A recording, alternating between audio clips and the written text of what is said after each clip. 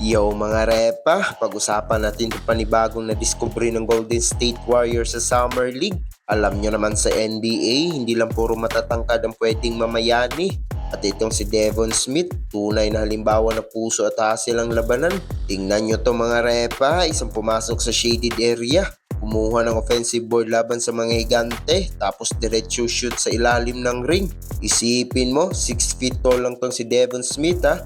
Maliit kung tutuusin sa standard ng NBA ngayon, pero kung makipagbunag sa rebounds at kung lumaro sa loob, parang 6'6", big man kung umasta. Walang takot makipagtrabaho sa ilalim.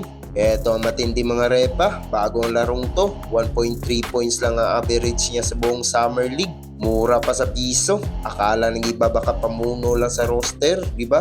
Pero nung binigyan ng chance at minuto, pumutok ng 19 points o 9 of 14 shooting. Bukod sa puntos, nakakabilib ang playmaking niya at pagpasa sa mga teammates na libre.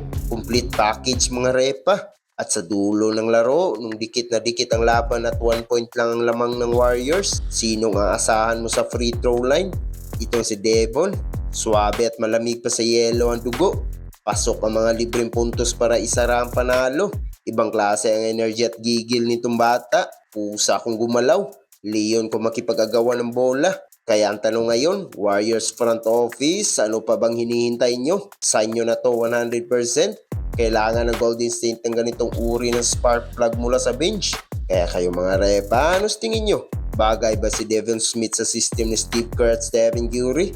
Comment niyan sa baba. Huwag nyo rin kalimutan mag-like at subscribe para lagi kayong update sa mga kwentuhan basketball. Hanggang sa muli.